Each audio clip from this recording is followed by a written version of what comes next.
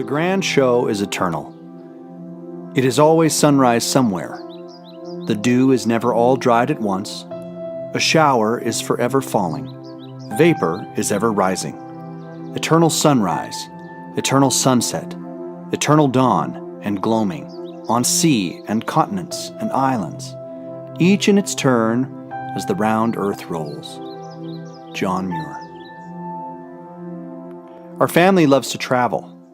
From a very young age, I learned that there was a world of education to be had beyond the walls of the industrialized machine maker known as school. There is nothing like feeling the wind racing off the Pacific Ocean hitting your face, or the morning sunlight of the Yosemite Valley piercing your eyes. No schoolroom could ever capture the spirit of those moments, let alone sear it into the impressionable minds of youth. We decided early on as a family to homeschool our children so we could give them the experiences that would add to their comprehension of the world. We wanted them to contextualize their textbooks. We wanted them to understand with depth the words that they were reading. We felt that by giving them an education that included contextualized travel, they could experience with depth the beauty of their world and add a richness to their lives, hopefully making them better citizens of their country and their world. We live in the West, and no one can grasp the rhythms of this place without a true understanding of California, particularly San Francisco, the Gold Highway, and Yosemite. In those three areas lies the story of American expansion, manifest destiny, the collision of excess, and the desire to preserve a place. In those short miles between the Golden Gate Bridge and the Yosemite Valley, the history of the American paradox is showcased perfectly. No other place shows the wrestling match between progress and preservation than the city of San Francisco and the mighty granite walls of Yosemite. In 2018, we had the chance as a family to travel to these places to enjoy the brilliance of California, but also to see our Western heritage, to help get a small understanding of the world we find ourselves in today, and to embrace all the benefits that both places have to offer.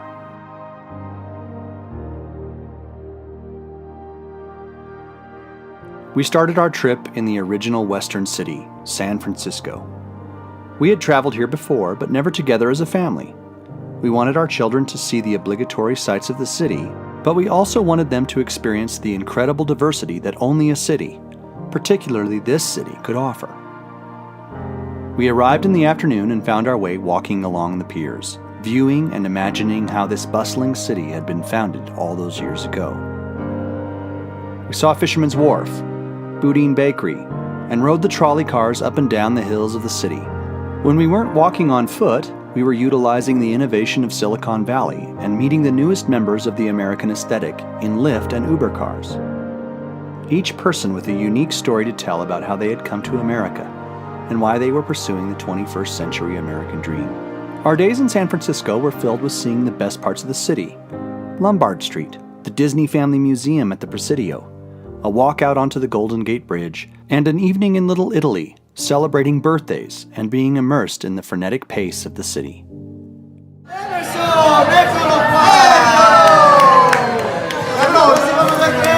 Happy birthday to you. Happy birthday to you.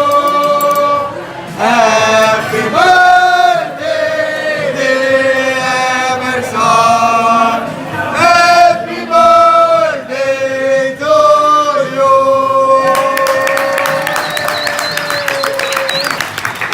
Happy birthday. After an adventure in the city, it was time to head west to the Sierras and see one of the wonders of America, Yosemite. I remember my first visit to Yosemite. Our oldest children were just over a year old. We arrived late one evening, and I saw the moonlight hitting the immense granite walls of the valley. We were driving to stay at the Ahwahnee Hotel, and I vividly remember physically not being able to catch my breath. I have been around mountains all of my life, but nothing could have prepared me for the Yosemite Valley. Having the chance to take my family once again through this magnificent natural cathedral was an opportunity I will cherish forever. The sights of Yosemite are breathtaking. The valley floor is a holy place, infused with the creativity of the Creator. It almost short-circuits the mind to think that He took a little extra time and creativity to make a place so mysterious and marvelous as this. We explored each morning and evening in the valley, hiking trails and hearing the echoes of wildlife everywhere around. It is a mesmerizing place. No photo or video could ever prepare you for the magnificence of Yosemite. Its beauty in the American landscape is second to none.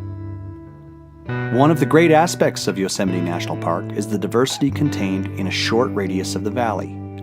The giant sequoia trees are titans of the earth, rising dramatically and powerfully, piercing through time and tumult to stand tall and erect despite the natural and man-made pressures that come their way. Nothing can prepare you for walking through a forest of sequoia trees. The history that you know is contained within the lifespan of these trees is overwhelming. We spent the afternoon hiking the Merced Grove, admiring the majesty of these ancient giants.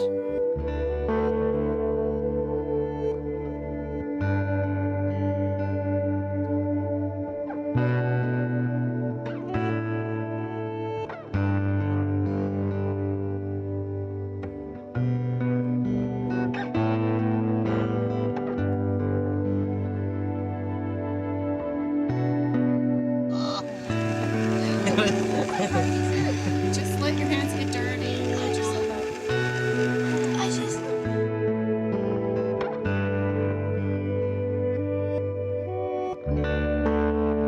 Each night as we returned to the valley or to our home, we processed the beauty we had seen. It seemed that every turn had a new sparkle of light, or a different view of the falling water that made you pause and give momentary thanks for the chance to see perfection in creation.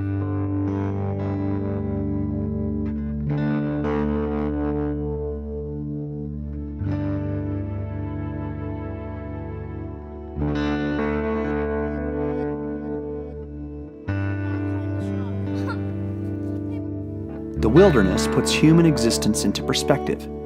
It challenges the presupposition that man is the pinnacle of creativity. Instead, Yosemite Valley is an overwhelming reminder that our lives are temporary, fallible, and at the mercy of the Almighty. No traveler, whether a tree lover or not, will ever forget his first walk in a sugar pine forest. The majestic crowns approaching one another make a glorious canopy. Through the feathery arches of which the sunbeams pour, silvering the needles and gilding the stately columns and the ground into a scene of enchantment.